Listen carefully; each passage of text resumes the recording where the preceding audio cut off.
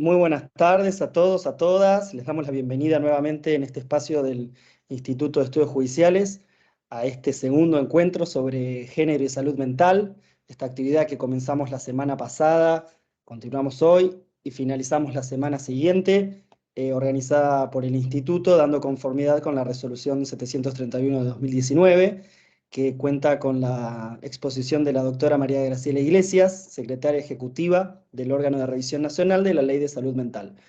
Bueno, digamos, en estos temas de los que nosotros estamos abordando, hay por un lado muchísima invisibilidad y por otro lado mucha reiteración. Entonces hay que ser como muy cuidadosos en el análisis que se haga y en lo que se comparta y se nutra, sobre todo cuando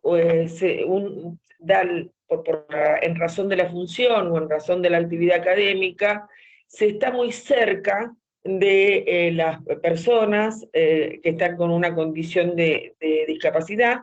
En mi caso personal, integro los distintos grupos en calidad de aliada de mujeres feministas con discapacidad a nivel internacional, a nivel básicamente de la región. Y hay otro grupo que está liderado por Tina Minkowitz. A Tina Minkowitz se le debe el artículo 12 de la Convención de los Derechos de las Personas con Discapacidad, de los que ahora vamos a hacer referencia,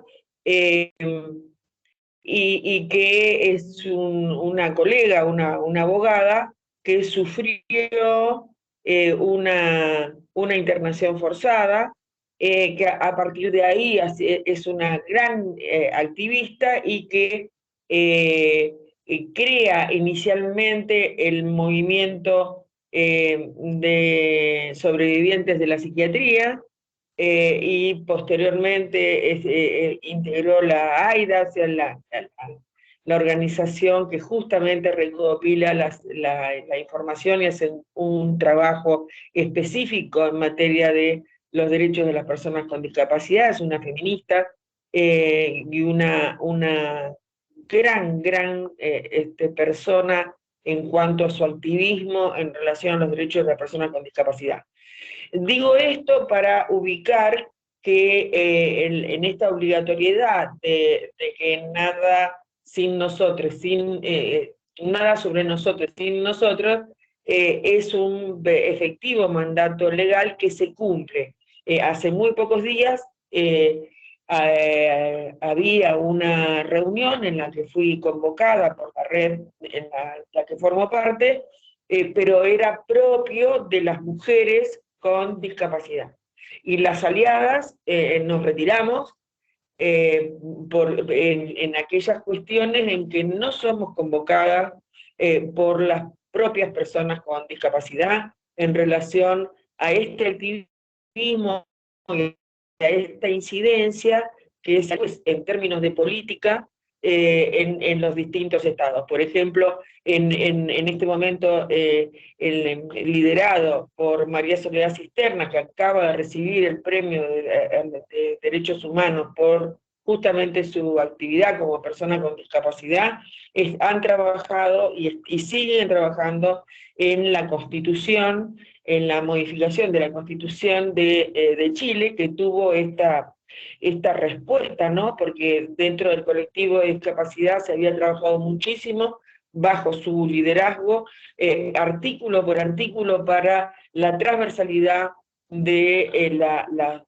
no discriminación, los derechos de igualdad de las personas con discapacidad, en particular mujeres y niñas, y los colectivos del colectivo de personas mayores, en una discusión en cuanto a que la Constitución chilena reflejara esto. Bueno, el plebiscito popular acaba de rechazar la modificación de la Constitución increíblemente, con lo que esto le supone a las personas con una condición de discapacidad.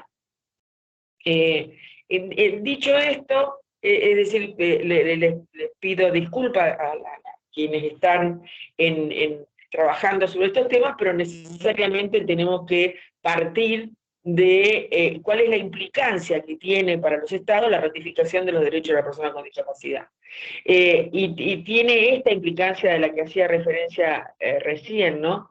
Un compromiso a partir también de la participación activa y protagónica de las personas para que los ajustes razonables que tiene la obligación de realizar el Estado ratificante tengan un lineamiento que no sea solo a partir de los distintos saberes, sino que contenga la palabra y la impronta y el conocimiento de las personas protagonistas.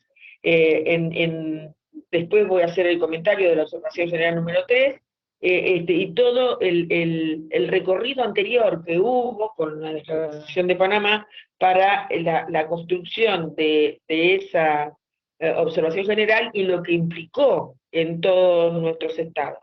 Pero nosotros empezamos por el comité, mejor dicho, el que comenzó en abril del 2014, este trabajo después de su organización interna respecto de las observaciones generales.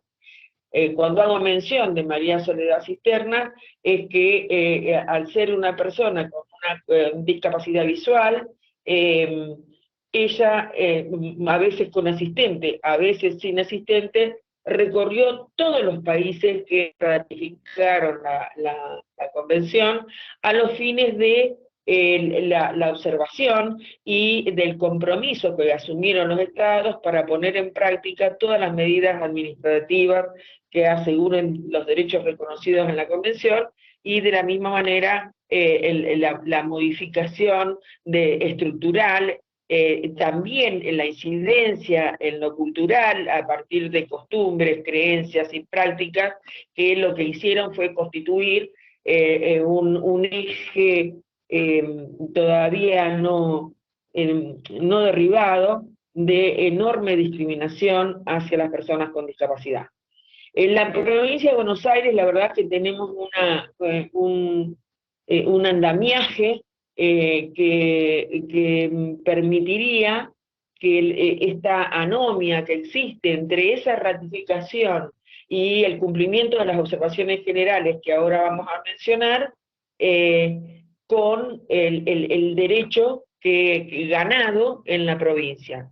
La ley 15296 en la provincia de Buenos Aires, decimos es nuestra ley Micaela provincial, ¿no?, en materia de discapacidad, que impone la transversalidad del paradigma de la discapacidad, la necesidad de la capacitación de quienes están trabajando hacia, por y con las personas con discapacidad, o aun cuando no lo hicieran, en capacitarse en materia de discapacidad. ¿Eso para qué? Dice el artículo 4, como lo verán en la filmina de la 15296, ratifica lo que estaba diciendo recién de la participación protagónica de las personas y de las organizaciones. Establece las personas con discapacidad y las organizaciones de personas con discapacidad tendrán participación activa y protagónica en la planificación, implementación y evaluación, información y capacitación en la temática desde un enfoque de derechos humanos. La discapacidad no se puede, sabemos, no se puede ver si no es desde la indivisibilidad y la interdependencia de los derechos humanos. ¿Para qué? Y bueno, acá un poco he tratado de hacer como una síntesis de ejes que llevan al cumplimiento por parte de los estados cuando observaciones generales estuvieron elaboradas por el comité, y la recomendación que hace el comité a los distintos países para que se cumplan con esas observaciones. En realidad todas, las 8 acaba de salir la octava observación, teníamos 7 en este momento, y acaba de salir la octava.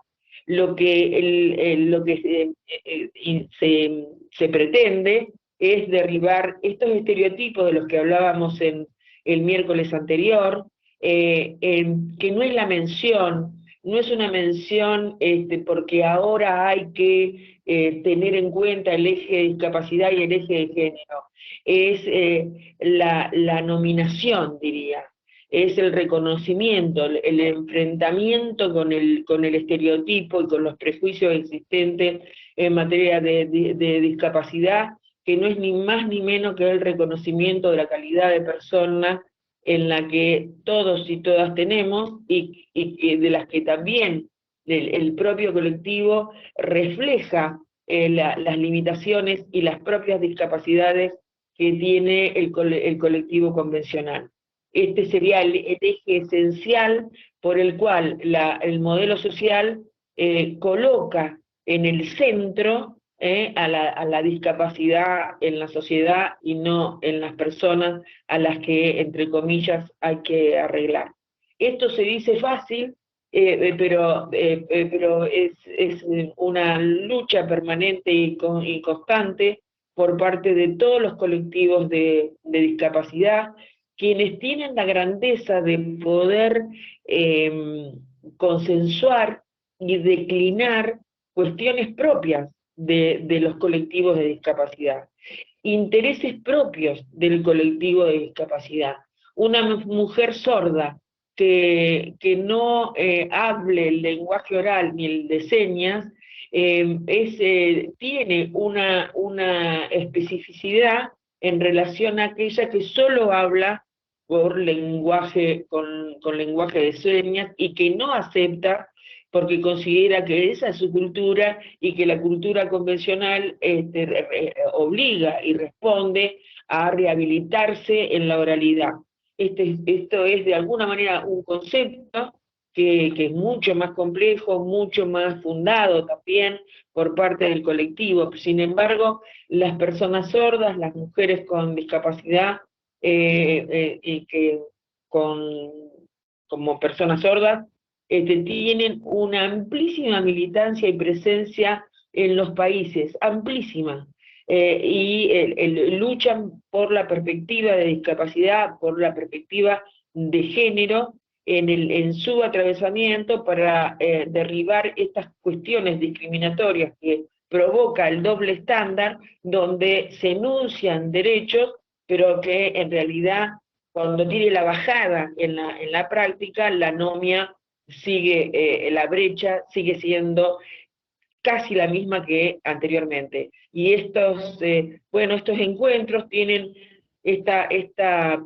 perspectiva también, ¿no? O esta aspiración a que sirvan para que dentro de lo que es el ámbito de la administración de justicia toda, y del ámbito judicial en particular, se vaya achicando esa brecha, pudiendo encontrarse con nominar, establecerlos cuando se produce discriminación por motivo de discapacidad, que creo que el núcleo de todo lo que nosotros estamos analizando y hablando tiene que ver con esto, cuando la restricción es por motivo de discapacidad. Esto necesariamente, como sabemos, no digo nada nuevo, tiene que tener distintas perspectivas. Esa perspectiva es, como decía, la perspectiva de discapacidad, la perspectiva de género, la perspectiva de derechos humanos y dónde va a tener incidencia, a dónde golpea estos principios, va a golpear a las políticas públicas. O sea, golpea las políticas públicas que lamentablemente hoy seguimos teniendo de manera fragmentada. O sea, el propio Estado tiene una fragmentación en dentro de sí mismo. Les comentaba, creo que en el encuentro anterior, que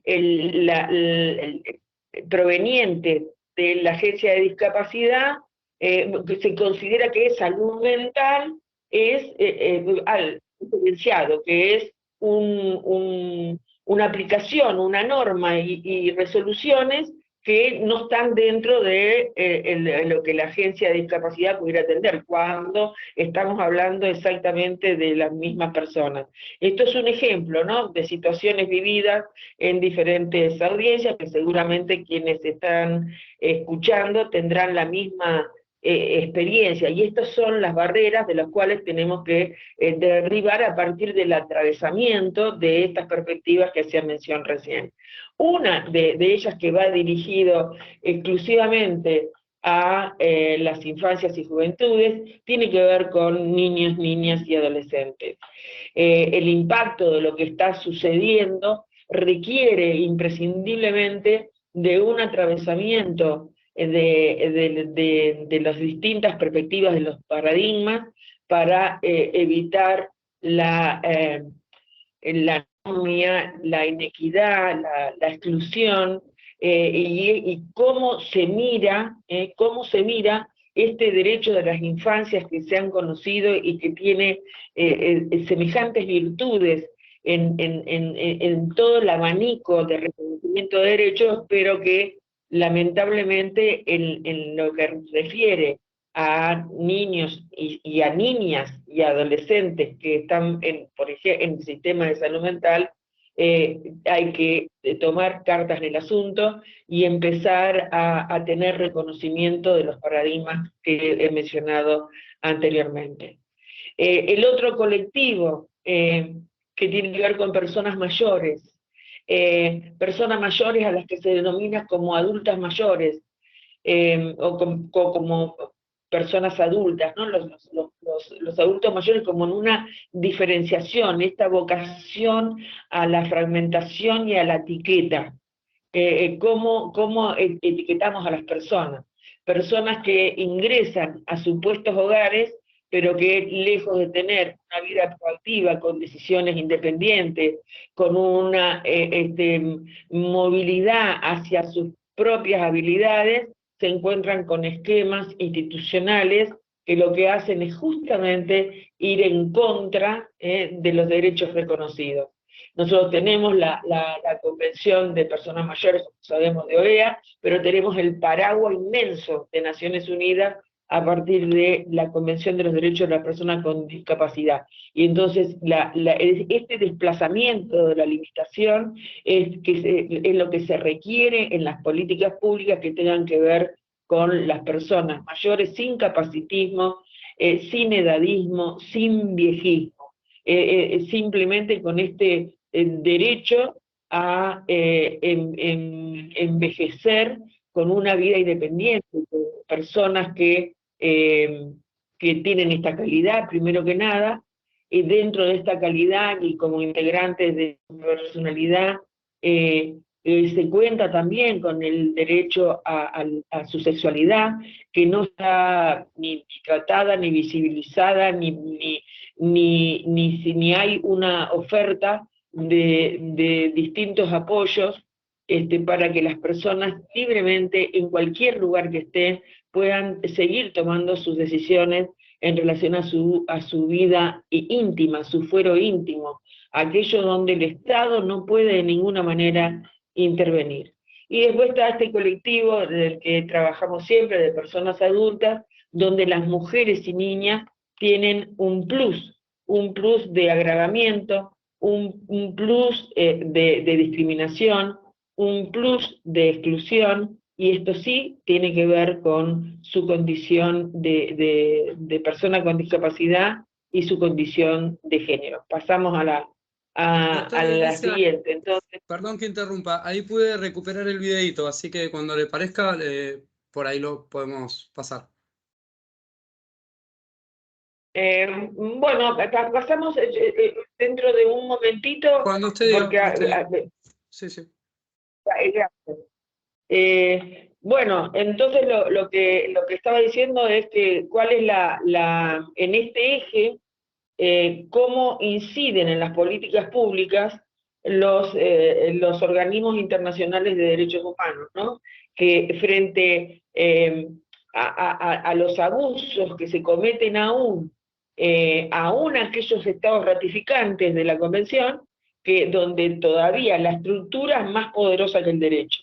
Y entonces, ¿cómo actuar identificando estas brechas y cuál es la responsabilidad que le cabe a cada sector? Y cuando hablamos de política pública no podemos hablar de una política sectorial, de una política en que no reconozca interministerialmente al Estado como un todo, y que las políticas sean verdaderamente políticas integrales. Cuando hablamos de mujeres, hablamos de niñas, tenemos la obligación y la responsabilidad de exigir en el lugar en el que uno esté, en el lugar de la decisión, no solamente una vez reconocido la discriminación, una vez reconocido la falta de ajuste razonable, una vez reconocida el estereotipo que esté acusando a la persona, es el reclamo a esa política integral.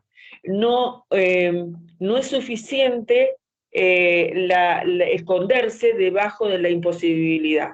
No es suficiente decir que no existen dispositivos o pensar que el dispositivo es digamos, el efecto propio del reconocimiento de un derecho, ¿no? Cuando estamos hablando de adolescentes, cuando estamos hablando de niñas, o estamos hablando de mujeres. Digo esto porque en el día de hoy, como tantos y tantas personas que trabajamos en este sistema, nuevamente otro caso, otra situación de una persona que adquiere la mayoría de edad estando en la internación, que cursaba con 17 años, y usa la internación como un lugar de alojamiento. Y es madre de una persona de 2 años que a su vez está al cuidado de su abuela, con la que la mamá tiene severos problemas. Entonces, el abordaje que se haga, si no tiene una perspectiva de discapacidad, si no tiene una perspectiva de género, si no tiene una perspectiva en relación a la infancia y adolescencia, sucede lo que está sucediendo con este caso. La respuesta es que no hay un dispositivo, que no hay un hogar, o se coloca en la voluntad, entre comillas, de esta persona la imposibilidad que el Estado tiene de abordar bajo los nuevos paradigmas de manera efectiva. O sea, ¿cómo bajar esto de lo que estamos hablando si no lo reconocemos? O sea, podemos hacer mención en la otra filmina, Julia, si podemos, es en relación a la ubicación. Cuando uno ve sistema de apoyo, capacidad jurídica o derechos de niñas y mujeres con discapacidad en la política sueca o finlandesa, Finlandia está en este momento en una apuesta de tener un sistema de atención donde la medicación está en crisis. ¿Pero por qué? Porque tiene una sustitución, y esa sustitución tiene que ver con múltiples recursos y ofertas comunitarias y de acompañamientos y de apoyos que los países pobres no tenemos. Pero esta es nuestra realidad, con la que hemos vivido desde la colonización en adelante, distintas formas de colonización, que ya tiene que ver con la epistemología que atraviesa nuestra realidad y los campos de actuación, pero que es necesario tener en cuenta. Si como verán en la filmina, todavía tenemos 700 millones de personas que viven en condiciones de indigencia, y 1 de cada 5 niños vive en situación de pobreza extrema. Entonces, estos que son datos de Naciones Unidas, que obligó a sacar los 17 Objetivos de Desarrollo Sostenible, donde el primer objetivo, el primero de ese, es el fin de la pobreza, tiene mucho que ver con lo que estamos diciendo, tiene mucho que ver cuando uno interviene de algún modo profesional o funcional en un caso, porque nosotros también somos catalizadores en la intervención que se tenga, del aumento, del agravamiento de esa interseccionalidad que provoca el vivir en un país pobre, sin los recursos necesarios, y no tener el reconocimiento frente a paradigmas que hacen a la niñez, a las infancias, a las juventudes, al género, a la discapacidad. Y, lógicamente, esto involucra a los derechos humanos. Sabemos también, y simplemente una mención, que en un mundo hambriento, en un mundo que ahora, a partir de situaciones de guerras, de la necesidad de escapar de los lugares de origen, de muertes y de todo lo que estamos viendo, que pone al mundo entero en una situación absolutamente crítica, incluso para los poderosos, tenemos que poder resolver lo que nos es inmediato y no lo que es mediato. Y dentro de esto, entonces, las observaciones generales del Comité de la Convención de los Derechos de la Persona con Discapacidad, ¿hacia dónde apuntan? Y apuntan al reconocimiento pleno de la capacidad jurídica. Los países hemos legislado, Argentina, como siempre, ha sido señera en esto, pionera, pero esto ha ido ampliándose, como son los derechos humanos, y la capacidad jurídica tiene y requiere todavía y reclama por un mayor control de convencionalidad respecto de lo que las observaciones generales son en respecto de la capacidad jurídica, por ejemplo. La otra gran cuestión es la accesibilidad universal. Y esta accesibilidad universal, que ahora vamos a ver, implica e impone el juego de las libertades, ¿no? Es decir, como la llave, es decir, cómo las personas efectivamente, y no a través de discursos ni de escritos bien fundados, ni de situaciones, sino con cuestiones simples, encuentran accesibilidad para poder ejercer derechos sin miradas protectorias inhabilitantes, con promociones habilitantes, con el reconocimiento de la dignidad del riesgo, y con la proporcionalidad y la razonabilidad que implica no pensar exclusivamente en las excepciones, digamos, en aquellas situaciones que siempre se tienen en cuenta cuando se refiere al análisis de estos temas, que es el caso extremo, ¿no? La situación más extrema, que al tratar las normas a través del caso extremo, deshabilita a la generalidad, que son las personas con una situación o una condición de discapacidad, que lo que requieren es de accesibilidad justa y razonable y una política efectiva y eficaz de apoyo. ¿Quién no necesita de acompañamiento para sostener esta vida? Y pensar que el otro no puede, porque aparece ahí la cuestión de diagnóstica, la cuestión de género, la cuestión, ¿no?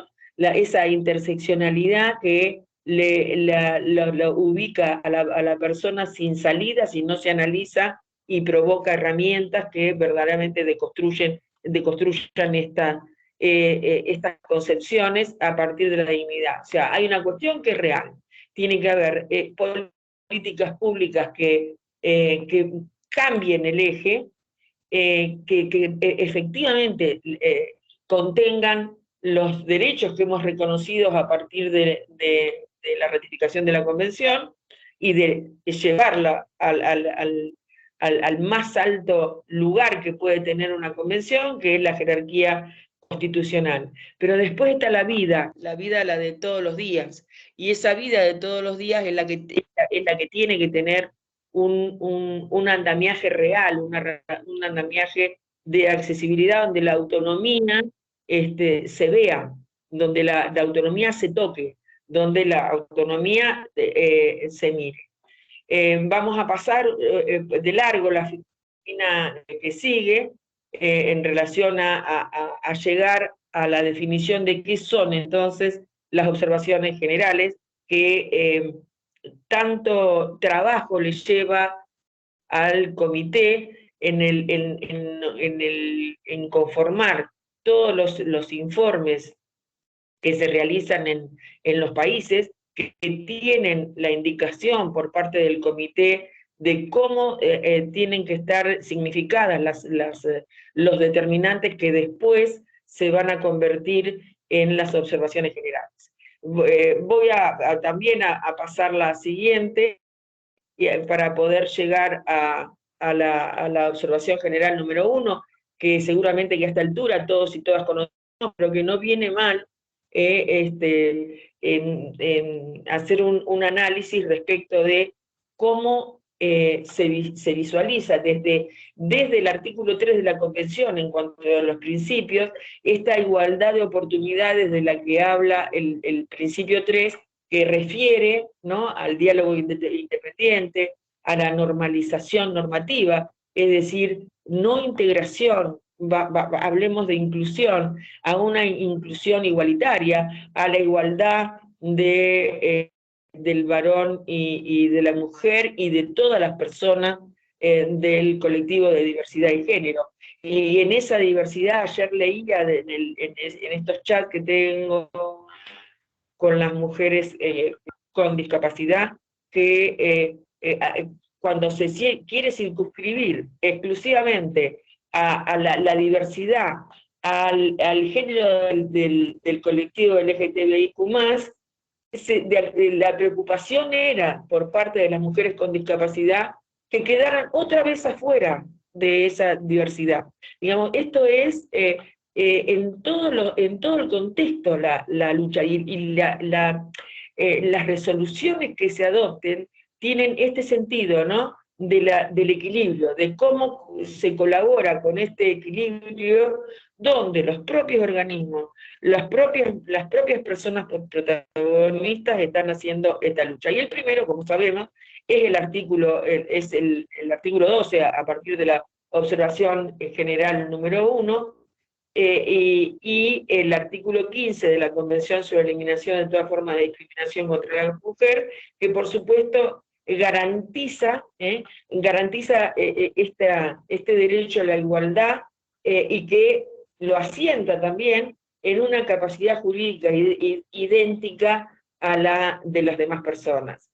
Es decir, cómo estar en este mundo en paridad. En países que, por otra parte, en términos de valoración histórica, hace tan poco tiempo, que las mujeres éramos incapaces. Entonces, las reformas en los países se está haciendo. Hay una incidencia legislativa con mayor o menor profundidad. En este momento podría hacer mención del proceso mexicano, que está a partir justamente de la actividad jurisdiccional, está llevando adelante, es el sector protagonista de esta reforma, es a partir de sentencias desde el 2016 y todo el trabajo que se viene haciendo en la Suprema Corte, que se está llevando hacia los otros poderes, donde la sociedad civil, como en el caso de la persona que me iba a acompañar hoy, que es una colega que está en la organización de Documenta, y donde también está Sin Colectivo, que son organizaciones de la sociedad civil que son verdaderos activistas y motores y catalizadores en las políticas públicas y en las reformas. Esta reforma mexicana, que acaba de sancionar una ley de salud mental que no contempla la internación involuntaria, una sociedad compleja, unas situaciones complejas, que tiene una ley absolutamente avanzada, y que en la reforma, la capacidad jurídica seguramente que será todavía más, más cercano al texto y al reconocimiento de la Convención en materia de capacidad jurídica plena y universal. Sin estos resguardos que por ahí otras reformas han tenido respecto jurídico, respecto de la publicidad con los terceros, respecto de que por supuesto tiene que ser contemplada, pero las nuevas regulaciones lo parten de la capacidad jurídica plena. O sea, sin importar si la persona requiere o no requiere de apoyo, sin importar si la persona requiere o no de los ajustes razonables. La capacidad jurídica como derecho fundamental trasciende. Y después, entonces, estamos en esta cuestión de que esta reforma y esta reforma legislativa, que es donde la capacidad jurídica, donde la observación general número 1 ha tenido plenitud, que como sabemos tiene la diferenciación entre capacidad legal y mental, que establece la preferencia por sobre el superior interés, en realidad todavía no tiene no ha permeado en una conceptualización que tenga una representación social, y por lo tanto que los distintos estamentos, los distintos sectores absorben respecto de qué significa esto, y de cómo se debe valorar y de cómo se debe actuar esta cuestión. ¿Todo eso para qué?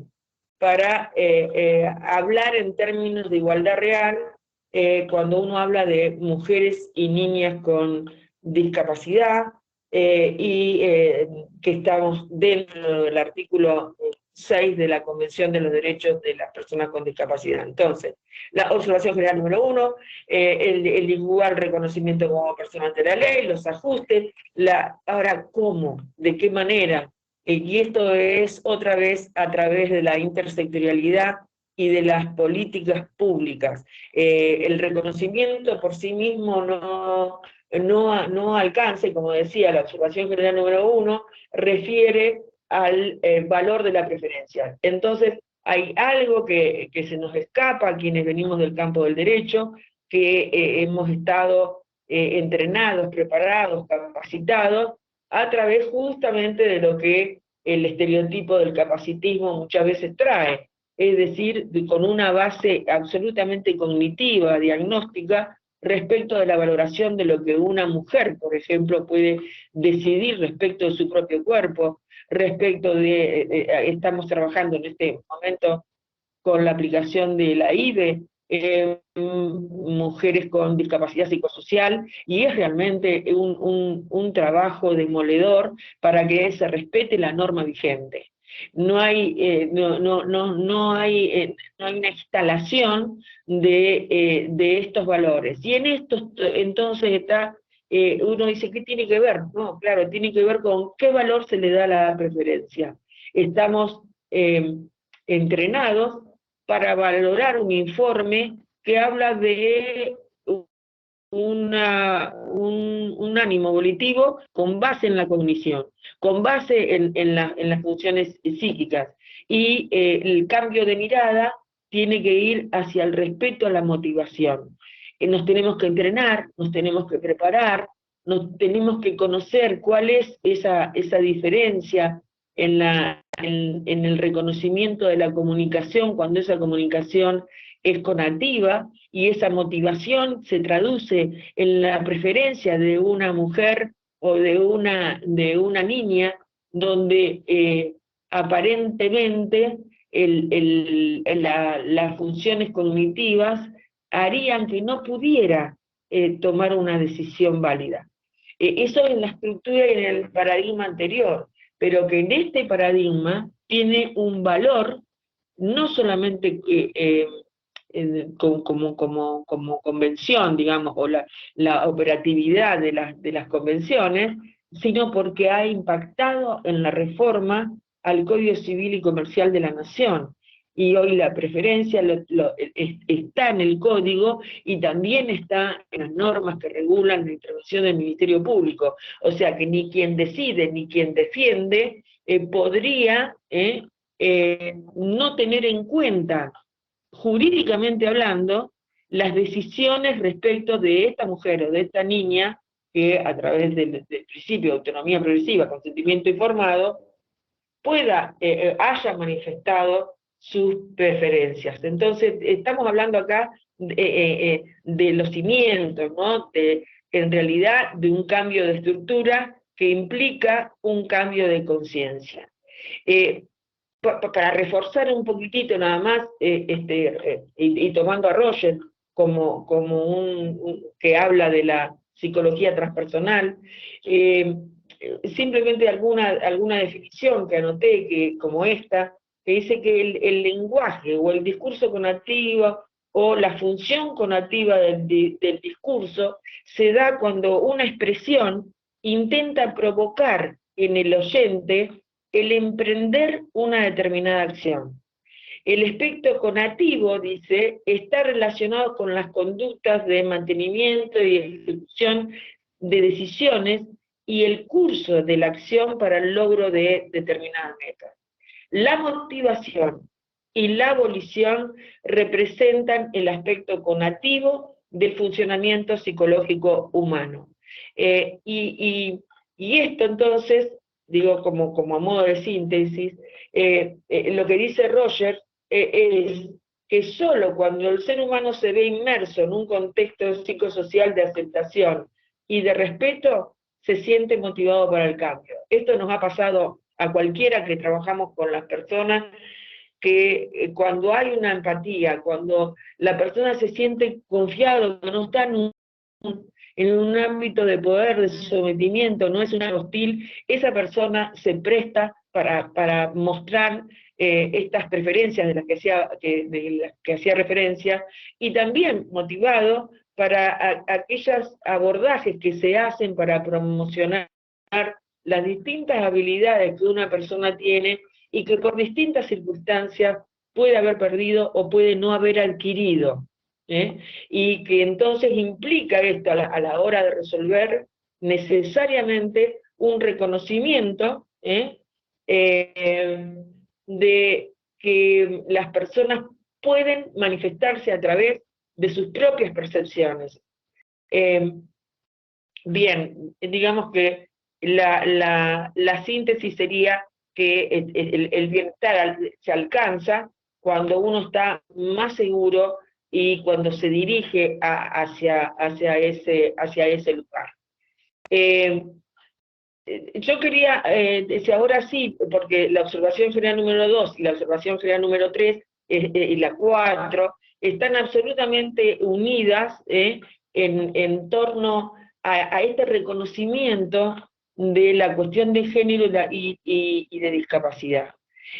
Pero para eso, algunas cosas que nos disparan, y cuando yo vi esta película, es así como ayer, cuando estaba en la inauguración de un nuevo plenario de una de las provincias, y hablaron las mujeres, y contaban sus realidades, las mujeres usuarias del sistema, personas con discapacidad psicosocial.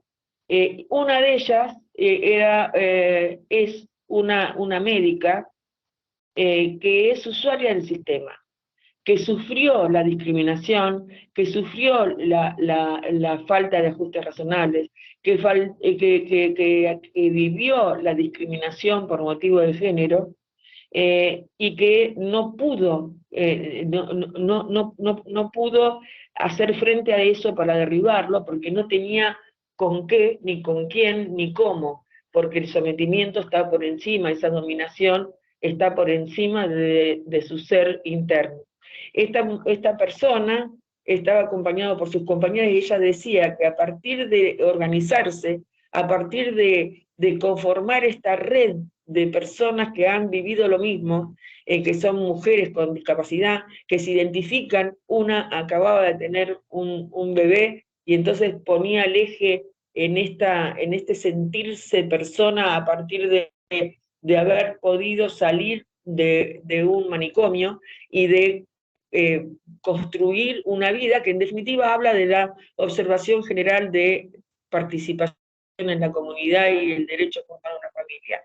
Y eso tiene que ver con la accesibilidad y tiene que ver directamente con lo que se ha trabajado en la observación general número 3 respecto de mujeres y niñas con discapacidad. Ahora sí, si podemos ver el video, me parece que es como una síntesis de muchas cuestiones que hablamos desde un tono conceptual, pero es mejor verlo en la vida. Bueno, No a sé, ver si Fernando, tenemos... Sí, acá lo tengo, a ver si tenemos suerte esta vez. Por un momentito se puede ver pixelado, tuve que recuperar ahí un poquitito el archivo, ¿sí? Pero vamos nomás. Bueno.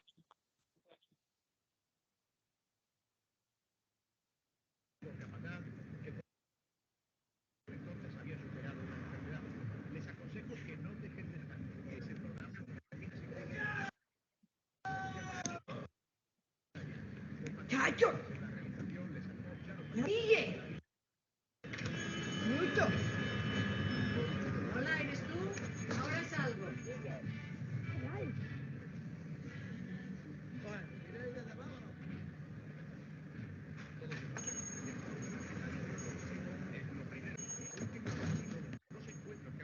Luisa,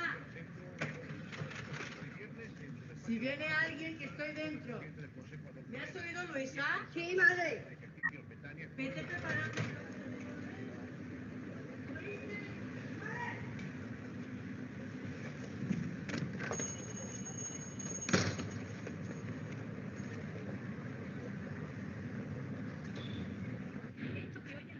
Luisa. Luisa. Luisa.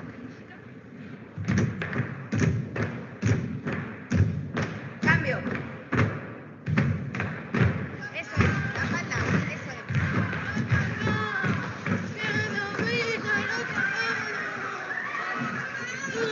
Oye, ¿qué ha pasado? Aquí estoy. Luis era capaz. ¿Pedro y Luisa salen capaz? Oye, un momento, quédalo ahí.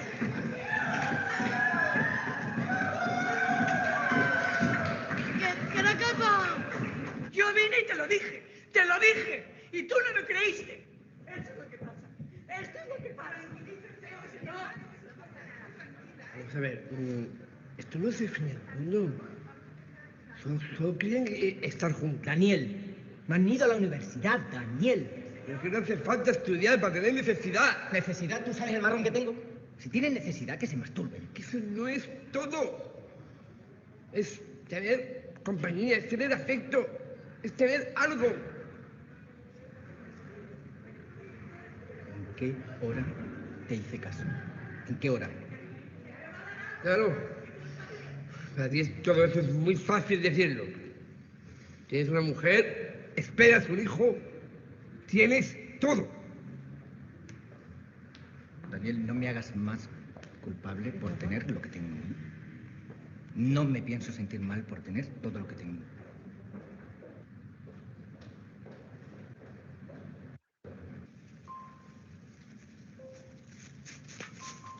Daniel. ¡Eh!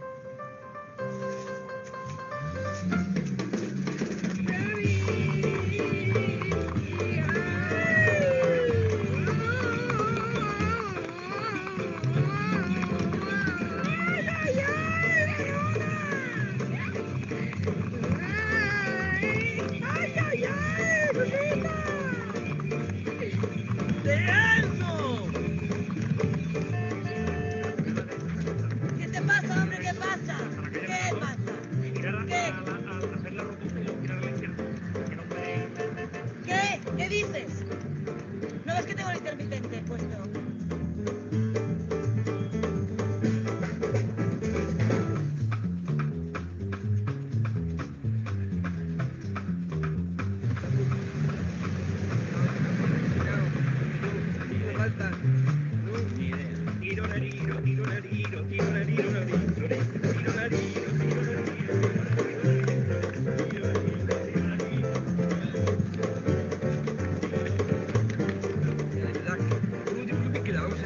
¿Vale? Yo me hago responsable.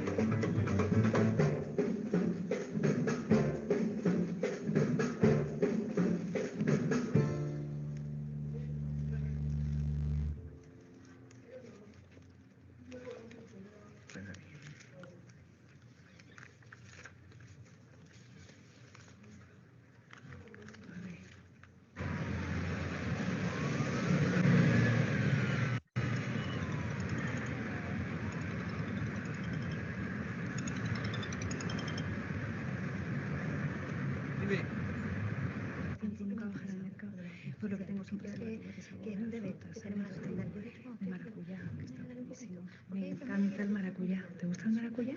Debe estar bueno. Me lo como gominolas. Tengo también de frutas del bosque, tengo de plátanos. Permiso. Daniel, ¿por qué no llamas a tu hermano?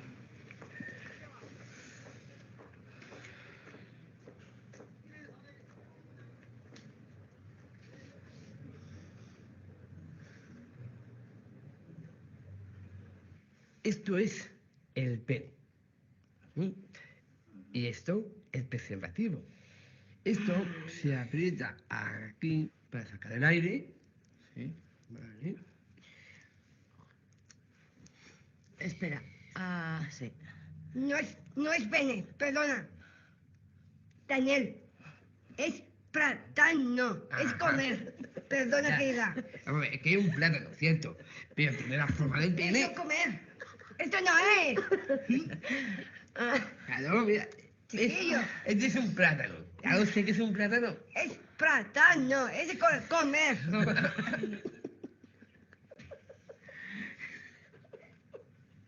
Luisa, no tienes que hacer nada que no quieras. ¿Vale?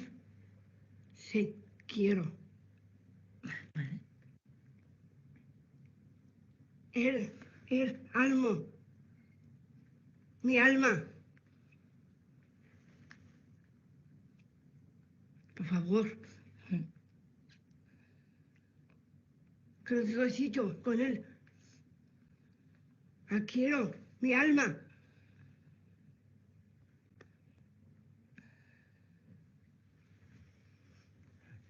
Y no llores, por favor, lo pido. Bueno, aquí anda. Gracias. Daniel. Gracias, tío.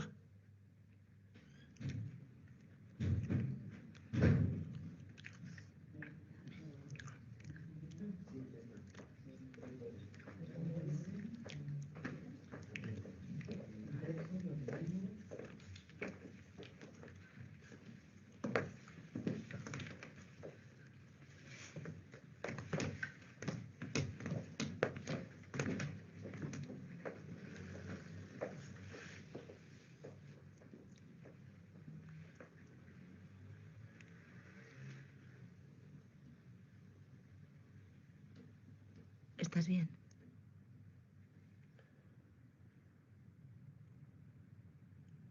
Daniel, me tengo que ir a Madrid. Quiero contarte algo.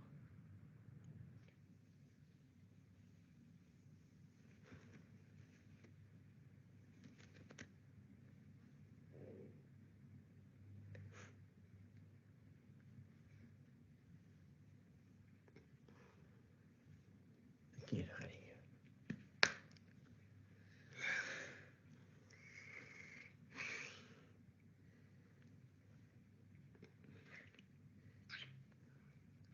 Tú eres guapa para mí.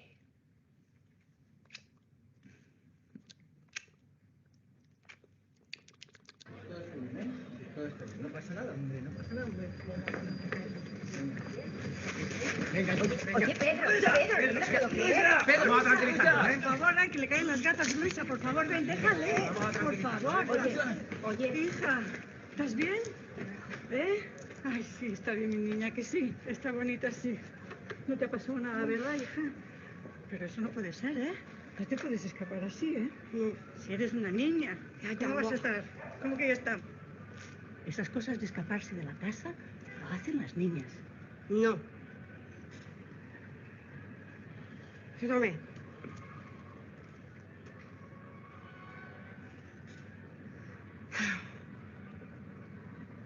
Es una niña. Es una mujer. Y ya está.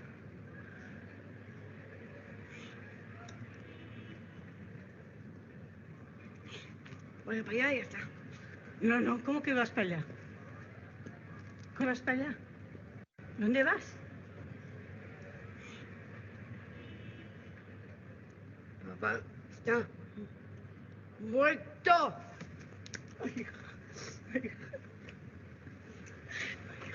puerta al cielo.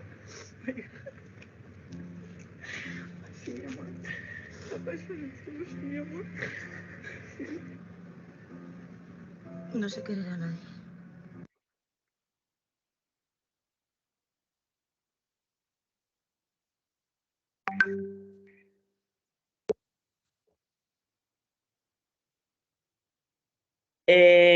Creo que huelgan algunos comentarios en relación a lo que muestra esta película. Cuando se está hablando de accesibilidad, cuando se habla de los derechos sexuales, y cuando se infantiliza a las personas, a las mujeres con discapacidad por motivo de discapacidad, pensando o considerando en la imposibilidad, ¿no? Siempre está la imposibilidad por delante. Acá hay dos cuestiones que me parece que es una obligación remarcar. Las actrices y los actores son personas con discapacidad, y hay que aprender un libreto, y hay que estar dentro de lo que es la indicación de un director, y ya vemos de qué manera esta película ha podido desarrollarse. Y por otro lado, el contenido que habla de lo que es la capacidad jurídica, la capacidad de decidir, la capacidad de tener una preferencia, de tener lo que hacen para poder sentir que son personas con el mismo derecho que los demás, para amar. ¿No? Es un mensaje de amor sublime, que está visto, digamos, que plantea un desafío en sí, la reforma que tenemos, si este constructo de las preferencias, si los ajustes razonables, si los apoyos, si las dimensiones de accesibilidad van a respetar la dignidad de las personas, si esta sociedad y estos estamentos que conforman a los estados estamos realmente capacitados para operativizar los derechos a contraer matrimonio, porque cuando nos ponemos a discutir sobre el matrimonio aparece la dispensa, dentro de la dispensa aparece, ¿no?, lo que es la capacidad del discernimiento, y entonces ahí ya estamos en realidad en una cuestión que hay que analizar, el discernimiento por sobre la preferencia, y entonces ahí hay que confrontar cuál es la prevalencia frente al derecho convencional y cuáles son los ajustes que hay que hacer y cuál es el control de convencionalidad que hay que hacer en una intervención, sea cual sea la intervención que se haga, porque en definitiva de lo que se trata es de poder vivir, y es de poder vivir con las mismas equivocaciones que cualquier otra persona tiene. Si pensáramos, ay, pero es que no comprenden, o que no entienden, que es lo que se dice habitualmente, o que sí se otorgan derechos, pero cuando llegamos a la sexualidad, por ejemplo, al matrimonio, al maternaje, al derecho a no tenerlo, entonces ahí aparecen todas las argumentaciones que infantilizan, que siguen discriminando por motivo de discapacidad.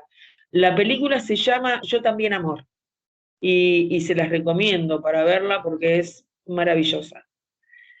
Muestra ahí también si esta humanidad está preparada para que una persona con discapacidad se enamore de un convencional, ¿no? Que también esto es lo que muestra la película. Digamos, el derecho en el sentido más pleno, más extenso. Y la pregunta es, ¿las estructuras están preparadas para esta complejidad? Si lo podemos pensar como complejidad. Realmente estamos, desde los informes, desde el abordaje, de la audiencia, desde la mirada, desde el encuentro, porque hay voces que parecen hasta guturales, porque hay situaciones donde se considera que pobrecitos hay que proteger. Y entonces en esa concepción porque así como siempre menciono, aquel documento inicial de capacidad jurídica es independiente, pero no solo. Lo que hizo su primo o hermano en la película, es un apoyo informal, pero es lo que no existe en ningún hogar, dentro del sistema, programas que acerquen la accesibilidad para el ejercicio de un derecho. Y entonces, bueno, están haciendo lo mismo que pueden hacer algunas familias o algunos lugares, o si se instrumentan las leyes, por ejemplo, de sexualidad responsable. Que es el acompañar estos momentos que son hitos en la vida de una persona y mucho más en la vida de una persona que históricamente han vivido la exclusión y la imposibilidad, que siempre, recuerdo que en algún hogar hace muchísimos años, cuando era cercano a mí, que me decían, no, es el único momento, cuando hacían una obra de teatro, donde ellos y ellas se asemejan a la normalidad. Bueno, hoy está derribado esto, ¿no? Hoy este estereotipo de normalidad y anormalidad es una obligación legal empezar a derribar, y lo primero que hay que derribar es la mirada, es cómo se mira, de qué manera se mira, si es con el respeto a la dignidad de la persona, y si entonces podemos seguir hablando de capacidad jurídica, podemos seguir profundizando sobre el acto jurídico, sobre las consecuencias, sobre la publicidad, sobre la necesidad de registración o no, pero si no miramos esto, absolutamente patriarcal, absolutamente machista, absolutamente dominante, absolutamente encorsetada la persona frente a esa dominación que finalmente otorga la razón, ¿no? En esta debilidad donde no se puede. Acá muestra cómo empoderada se revela frente a una madre protectora, desde esta conciencia de protección que es ancestral, de cómo hemos estado formados, para decir, no soy una niña, soy una mujer, pero hay que otorgar esa accesibilidad.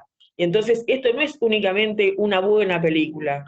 Esto lo que está demostrando es que es posible lo que en la vida, cuando nos acercamos a este colectivo, uno a veces siente mucha vergüenza, ¿no? de ser una persona convencional, por múltiples razones, pero lo cierto es que el Estado ha ratificado, y entonces tiene la obligación de respetar este diseño universal de lo que habla la Filmina. Si querés, Julia, ir avanzando, porque así vamos a estar hasta las 4:30 y tenemos media hora, si les parece, para compartir. Me parece, están las 8 observaciones generales, pero bueno, la profundidad que tiene hace que solamente pueda llegar a esto, pero me parece que es abarcativo de lo que en definitiva uno quiere transmitir. Si te parece, vamos a ir avanzando. Estoy ahí en diseño universal y la adopción de ajustes razonables, que en realidad, otra vez, la vida es simple, el derecho es simple.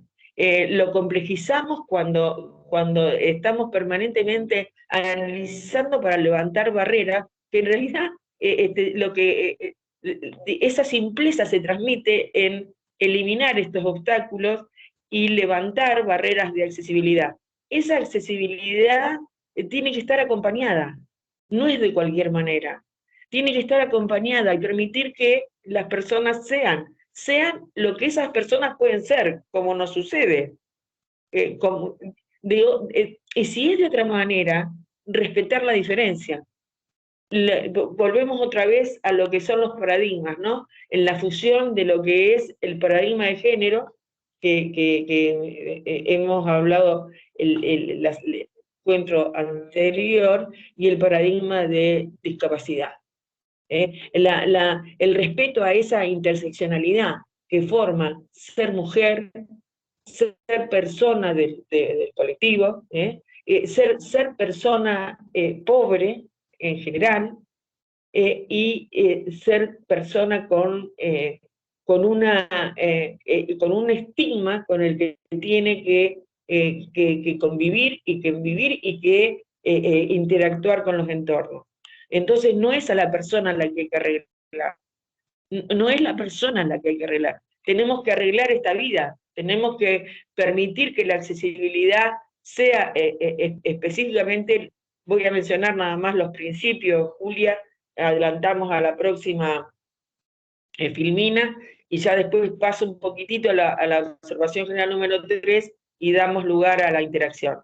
Lo que quería decir nada más, porque no tengo tiempo de desarrollar accesibilidad tampoco, es los principios y las directrices que existen respecto de lo que es la accesibilidad. Una accesibilidad que, bueno, al decir Agustina Palacio, hoy se ha convertido en un derecho fundamental. Ya la accesibilidad ha pasado de ser una categoría para convertirse en esta llave que promociona, produce y habilita derechos.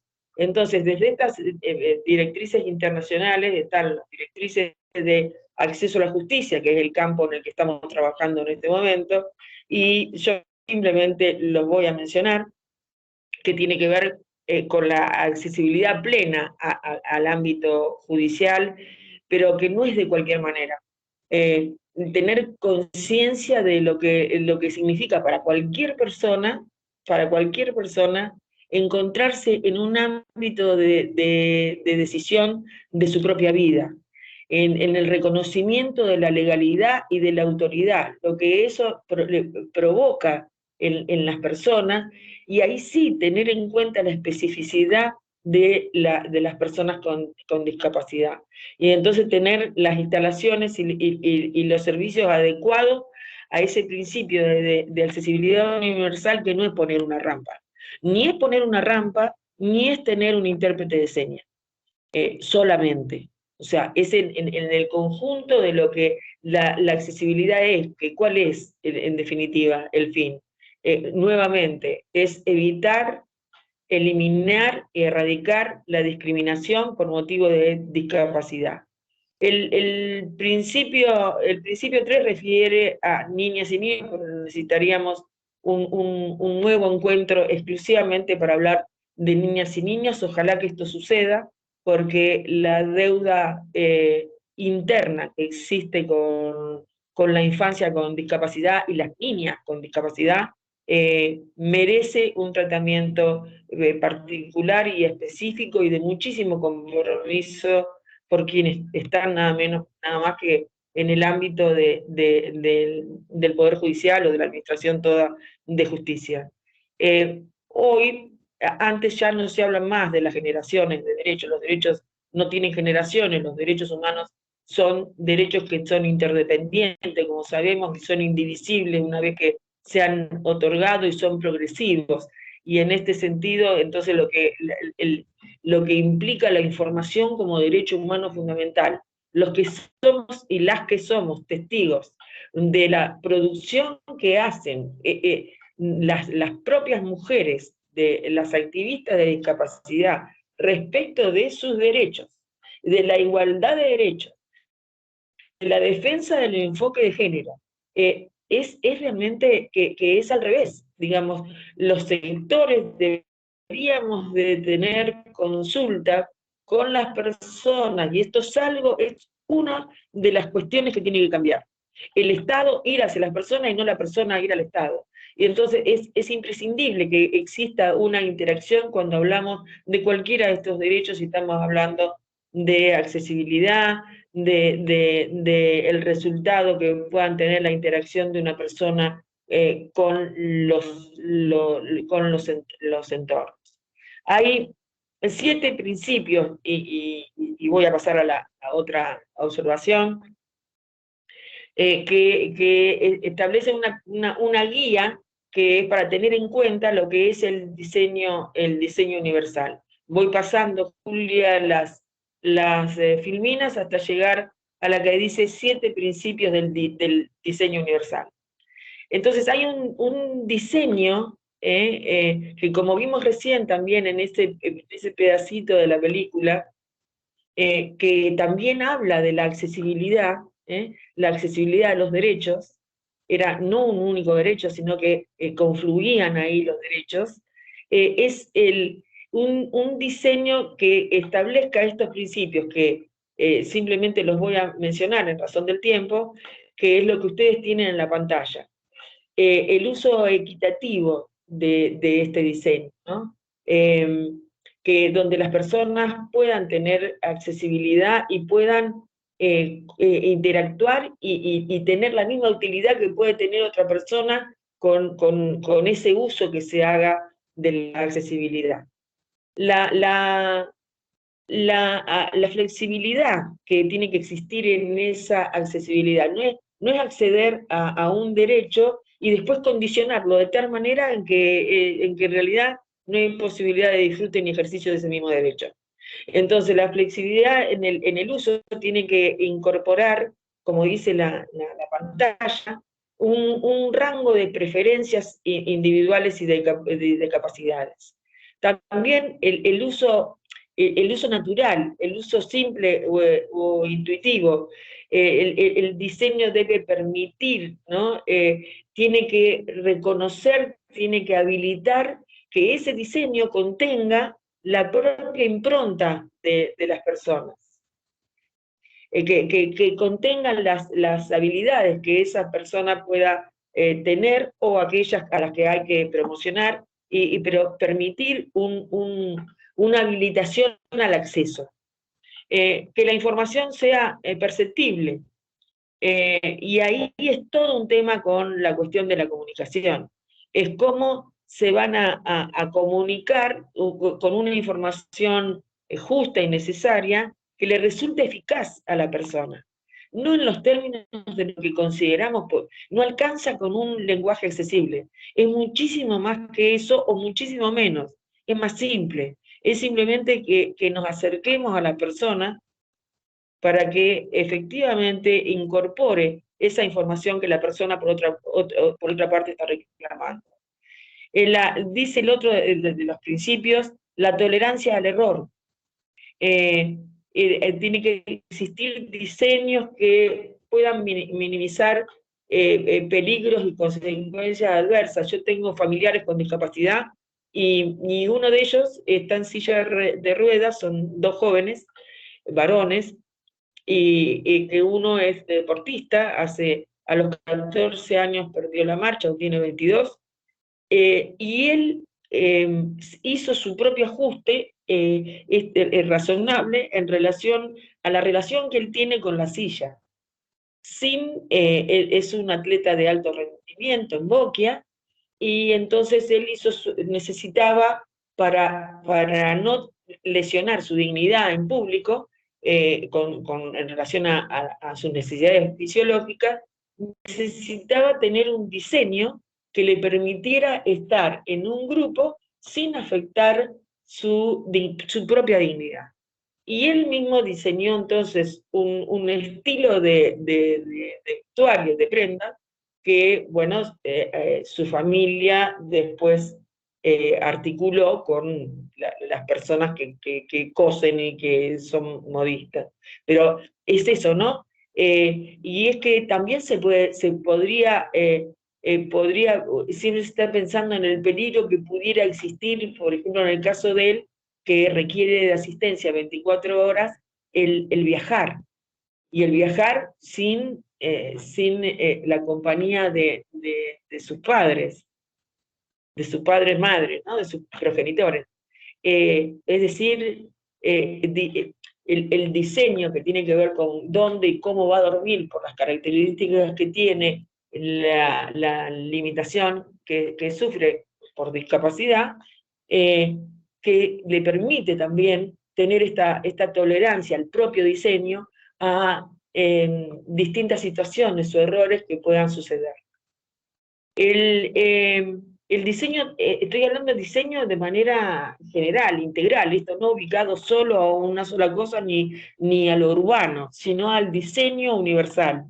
Que implique también bajo esfuerzo físico, donde se debe contabilizar la menor fatiga para la persona y el tamaño y el espacio para el acceso y el uso. Esto llevado al acceso a la justicia, debería hacer que se modificaran, ¿no?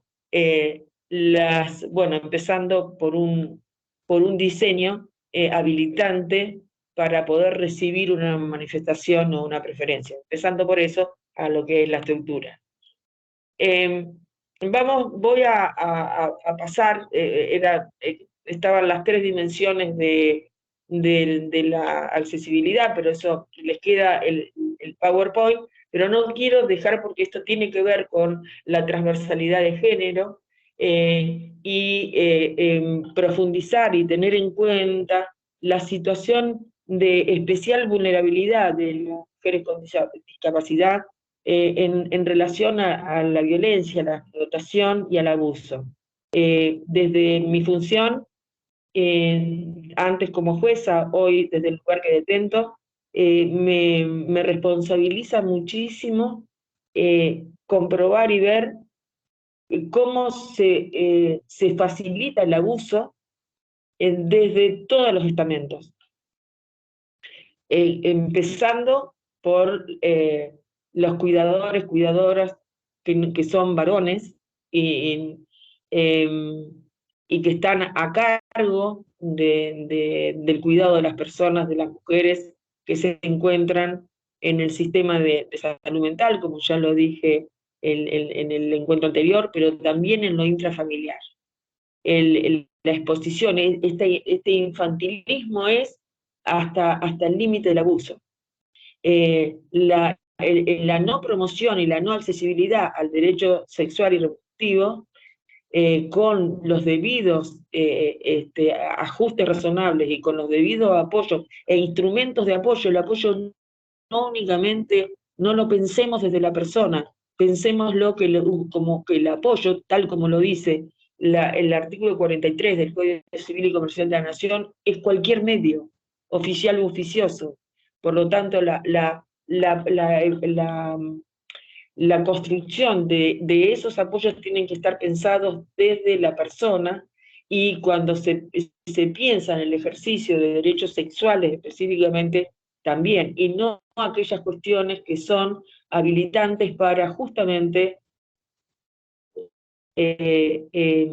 evitar las consecuencias que un abuso puede tener, como es la descendencia. Y entonces, sin consentimiento informado, sin la accesibilidad de la persona, sin contar con un instrumento que permita la manifestación de una preferencia, si es que la mujer tiene dificultades, se le hacen tratamientos o se le colocan dispositivos a una mujer o a un adolescente con fines anticonceptivos. Esto existe en hogares, como dije en la actividad anterior, que interviene el Poder Judicial, que debería haber control judicial respecto de estas situaciones, que hay informes interdisciplinarios, o debería de haberlos, por quienes ejercen el control de legalidad. En eso también tiene responsabilidad los órganos de revisión de aquellas provincias que tienen, porque es un control de legalidad conjunta, y que tiene que ver con el cambio de prácticas, en decir, esta mujer o esta niña tiene derecho y tiene derecho hablando de derechos sexuales, a su propia sexualidad. Tiene derecho a su preferencia, tiene derecho a su orientación, tiene derecho a la participación, tiene derecho a formar un hogar y a tener una familia. La familia que esa persona pueda tener, y no esta pseudo protección que existe hoy, pensando en lo que potencialmente esa mujer pudiera tener a cargo de una familia, O sea, en vez de pensar en el apoyo, en el sistema de apoyo que esa mujer requiere, se piensan en la imposibilidad que esa persona tuviera. En la actividad anterior vimos lo que sucede con la insuficiencia de la perspectiva de género en la política pública, en toda la política pública, para abordar específicamente la situación de una mujer con discapacidad. Bien, no tenemos más tiempo, yo les dejo acá el material, y me gustaría que en este ratito, si les parece a los coordinadores de la actividad, pudiéramos conversar. Yo les pido disculpas porque tenía preparado muchísimo material para, en realidad, las 8 observaciones generales, pero bueno, la profundidad que llevan, cualquiera de las que abordé, impide que podamos continuar con las que hacen a la educación inclusiva, lo que hace con la participación familiar, a la no discriminación y al trabajo, que son las restantes. Terminar con que lo que se requiere es la visibilización de un protagonismo real, no formal, un protagonismo real de las niñas con discapacidad, como personas, con todo derecho, con la autonomía progresiva, con el consentimiento informado, con el derecho a decidir, con la manifestación de su preferencia, su opinión, con el derecho a la diversidad y a un mundo diverso. En esta diversidad donde contamos con personas que nacen por técnicas de fertilización humana asistida de distintas formas, que tenemos una robótica que está generando humanoides que hasta tienen efectos de sensibilización humana, y no estamos reconociendo en las personas, y mujeres y niñas con discapacidad, el derecho a ser.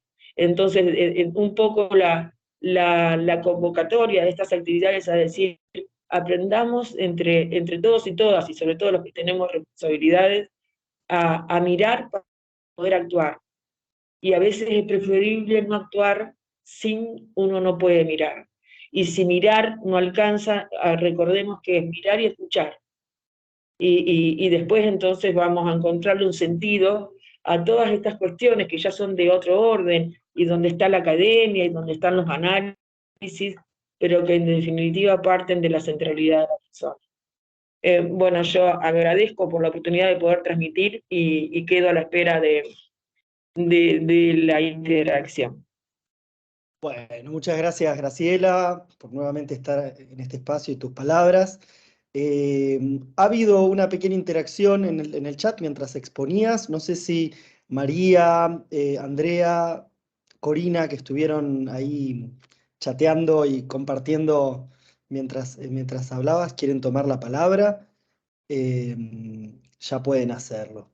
Mientras te digo que en el chat estoy viendo saludos y felicitaciones por tus palabras, Graciela. Acá veía que alguien habló de un documental en Netflix, ahora se me perdió un documental, lo escribe María Florestano, un documental chileno que está en Netflix que se llama Los Niños. Ella lo recomienda en referencia al video que compartimos, ¿no? Andrea pregunta cuál es el nombre de la película que vimos. Que Si está en compartimos. alguna plataforma, sí. Buenísimo. El video que vimos, ¿qué era? ¿Era una película? ¿Era un video institucional de alguna organización? Yo también, Amor, y es de este muchacho actor, que además de ser actor, él se recibe de una profesión que yo no me acuerdo si es licenciado en comunicación, no recuerdo exactamente, pero que es un actor muy reconocido en España, y que es el protagonista quien tiene una relación afectiva con quien es del grupo convencional, digamos, y que resultan ser los apoyos para este inicio de estas dos personas que deciden quebrar el sistema para poder tener derecho a amarse. Haremos después y también buscaremos el que se llama Los Niños, que María nos dice ahí en el chat, que está en Netflix. No sabía Vamos a ver si lo voy a ver así para el próximo encuentro. Le comentamos a ver qué pareció.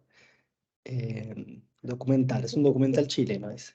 Bueno, no sé si alguien quiere hacer algún comentario, tomar la palabra. En el chat estamos ahí con agradecimientos. Elizabeth, admiro la pasión de la doctora. Excelente, gracias. Ah, es que Brillante. eso no se hace. Es la misma pasión que tienen las mujeres y las niñas con discapacidad. Intento eso. Bueno, no tenemos ninguna mano levantada. Si te parece, Graciela, entonces podemos ir cerrando con el compromiso de encontrarnos la semana que viene.